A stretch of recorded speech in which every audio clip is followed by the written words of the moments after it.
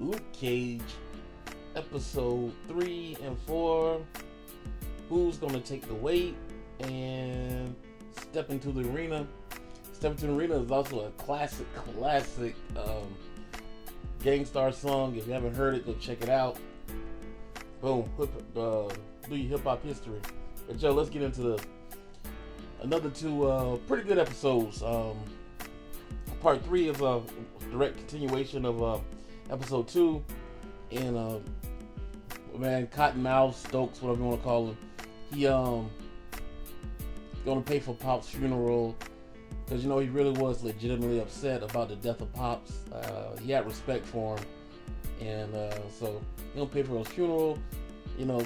Pretty much, Luke Cage ain't feeling it because Stokes, Cottonmouth, whatever you want to call him, is pretty much the reason Pops is dead, indirectly, but he is the reason.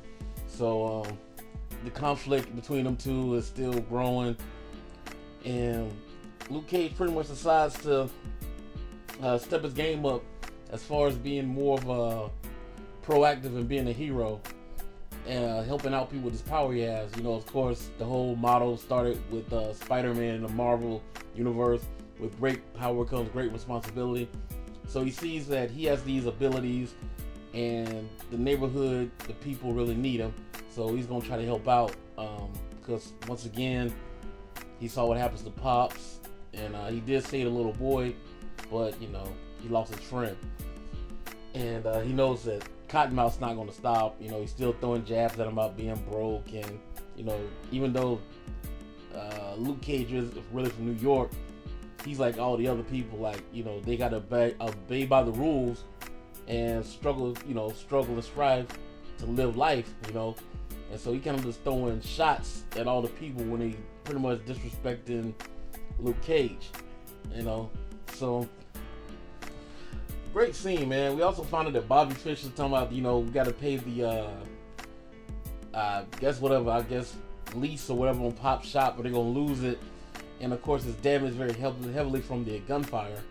So he's, they gotta find a way to raise, I think, like $80,000, and that's when Luke Cage goes in, like, okay, boom, there's gonna be some Robin Hood type deal going on. We're gonna rob the rich to give to the poor, But yeah, and he goes in, and my favorite scene so far, man, is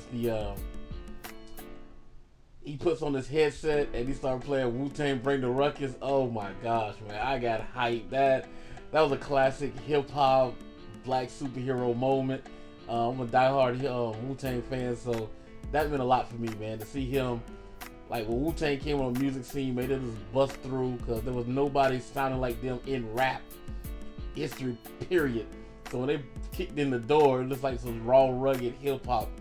And that was the guy that one of the producers, I guess a co-writer or producer of Luke Cage, he said that's how he wanted the show to be. It's like he wanted to Wu-Tang the Marvel universe. And that one scene was like when he went through that building, was it Christmas Addicts Center or whatever, and just destroyed all of Cottonmouth's henchmen. To me, that's what this like. That was just like his intro into the Marvel universe. Like, bam, I'm here. And he just crushed these guys, man. And he only took a small portion of the money and left the rest for the police to confiscate. So it put a serious damper in Cottonmouth's business, and he's really on the warpath.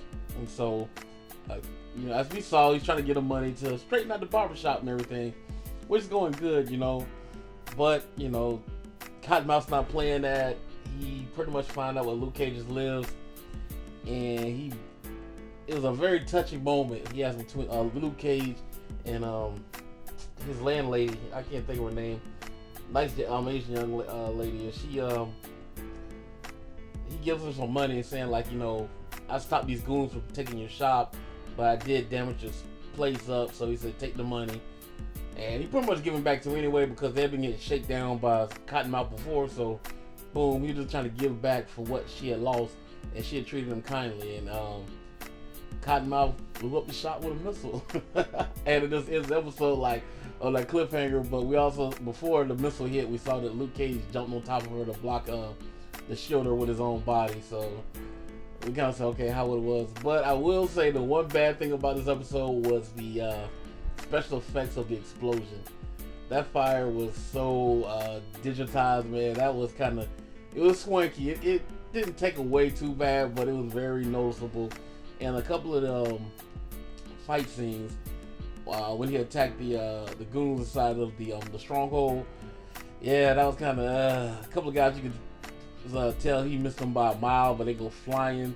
You know, it was kind of here and there. It kind of took away from it, but I was like, okay, it was bad acting. But it is a budget. This is budget for a TV show, not a movie show, so it's what to be expected. But once again, good episode. If I had to rate this one, I'd give this episode I give it a 8 out of 10. I'm giving it a little boost because of that. Like I said, the reminiscence of the Wu-Tang Clan, Bring the Ruckus. I love that part. But the next episode 4, Step Into the Arena, which was pretty much started with these flashbacks. We're going back, and it's kind of weird how they did it because we thought like they got away. I forgot the Asian lady's name, but Luke Cage got away because they applied the fire, but you couldn't see them inside the building. So we were gonna tell like they were gone already, but they're trapped under the rubble. And I'm thinking like, how did they get that far under the rubble?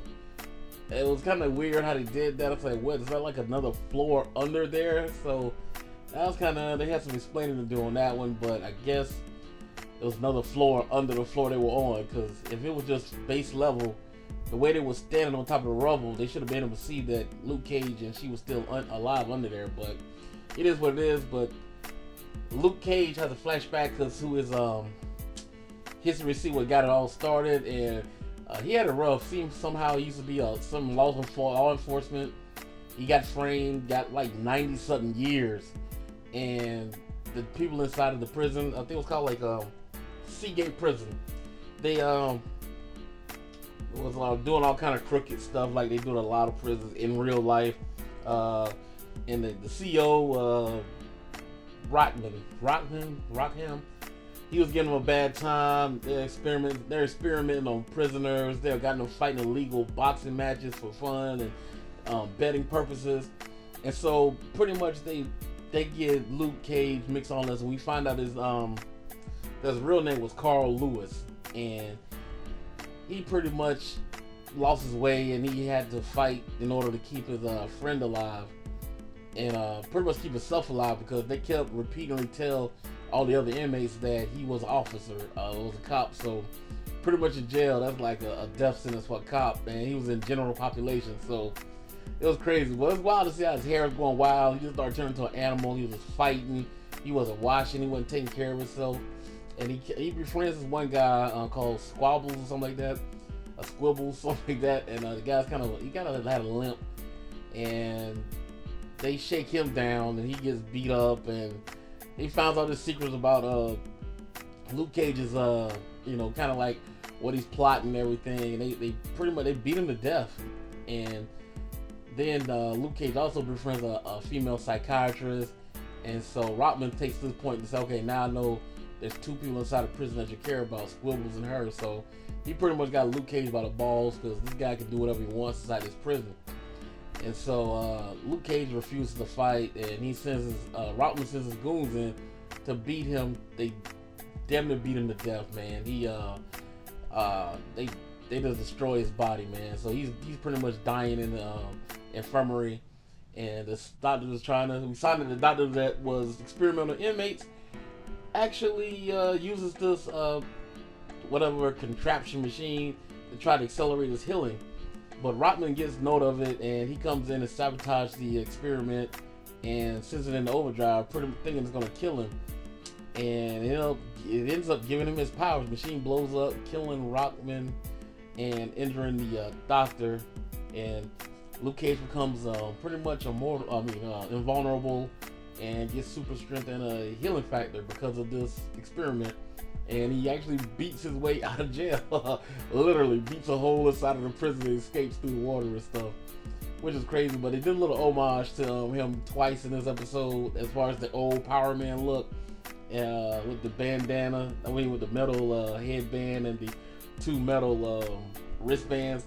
And he also puts on the yellow shirt that he steals from somebody's backyard clothesline, and he looks in the mirror and he says, "I look like a fool." And that's kind of funny. So I like that part. It was kind of clever. And then also he meets back up with the psychiatrist. He's on the run. He's a fugitive. But I don't think they're really looking for him because they know, the prison knows, he knows the secret they were doing. They were experimenting on other prisoners and legal boxing things. So I pretty much say he was safe, but he's still pretty much a fugitive from justice. But I don't think they're actually looking for him because, like I said, he knows the secret. So I guess they satisfied with him just getting away.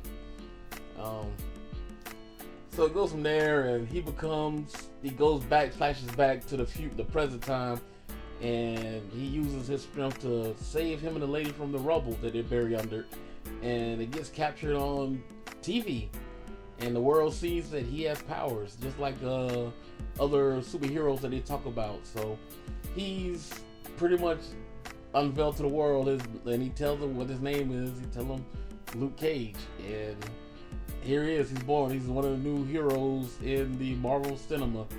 As far as so it's pretty good, man. It's another pretty good episode. Like I said, he had a pretty severe backstory.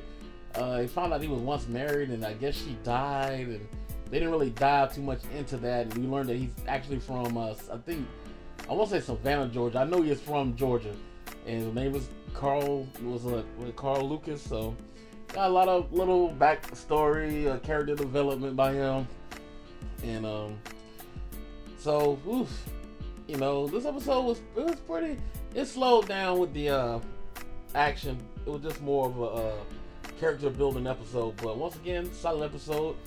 Scale of 1 to 10, I give this a 7 to an 8. I really did enjoy the storytelling and the backstory. So we had to slow it down a little bit to build back up. We can't be action all the time, even though it is based on a comic book and it is Marvel. But their structure in this episode is pretty good. Like I said, I'm enjoying this series. I look forward to episode 5 and 6 and getting back with you.